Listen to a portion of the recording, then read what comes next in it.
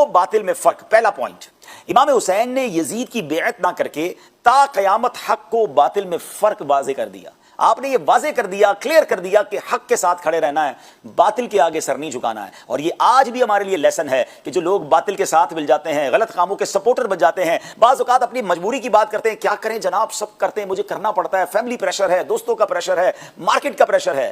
بتائیے نا امام حسین نے کیا کیا تھا؟ پوری فیملی پتہ ہے شہید کر دی جائے گی، مگر آپ نے وہ پریشر نہ لیا، حق کے ساتھ کھڑے رہے. سیکنڈ ڈیسیجن کیا تھا؟ نااہل کو منصب دینے کی جو ممانعت ہے. ہاں یہ بڑی خوبصورت، آج کل انگلش میں بھی جملہ کہا جاتا ہے right person for the right job. جب امام علی مقام نے یزید کی بیعت نہیں کی تو دنیا پر واضح ہو گیا کہ نااہل کو کبھی کوئی منصب نہ دیا جائے، اور اگر بالفرض وہ زبردستی کسی عہدے کو حاصل کر لے تو اہل عزیمت جو ہوتے ہیں انہیں چاہیے کہ ہرگز اس کی اطاعت نہ کریں.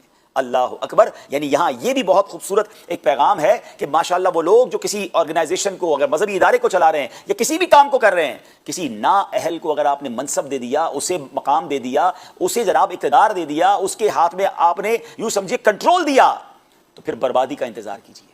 تو اگر آپ اپنی آرگنائزیشن کو، اپنے ادارے کو، اپنے علاقے کو، اپنے محلے کو، کسی بھی کام کو آپ لے کر چل رہے ہیں تو try to find the right person for the right job. نااہل کو منصب دینے کا مطلب بربادی ہوتا ہے. اگلی بات، فسق و فجور کا دروازہ بند کر دیا.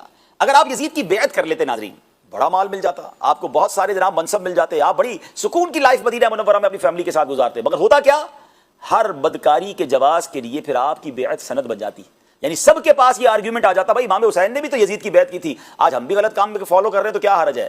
اللہ اکبر. تو اور پھر شریعت اسلامیہ اور ملت حنیفہ کا نقشہ مٹ جاتا. میرے امام یہ جانتے تھے کہ اگر آج میں نے یزید کی بات مان لینی ہے، ادھر کمپرومائز کرنا ہے، پھر ساری امت نے کمپرومائز کرنا ہے. تو امام حسین نے گویا یہ منصب دیا کہ فسق اور فجور کا دروازہ بند ہونا چاہیے. اللہ کی نافرمانی جہاں ہو رہی ہے ہمارا وہ کوئی لینا دینا نہیں ہے. اور یہی ہمارے لیے کربلا کا ایک اور میسج ہے، ایک اور خوبصورت اس کے پیچھے یوں سمجھیے مقصد ہے، وہ ہے نظام اسلام کا تحفظ.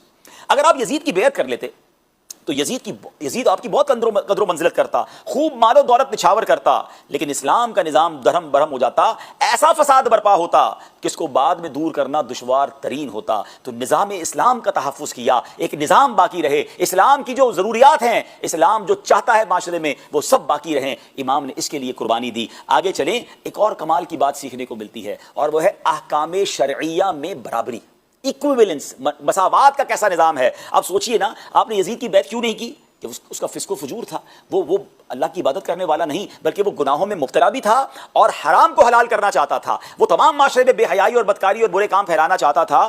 تو اب امام علی مقام نے جو سٹینڈ لیا، یہ میسج یہ ہے کہ احکام شریعہ عام آدمی اور حاکم سب کے لیے برابر ہیں. جس طرح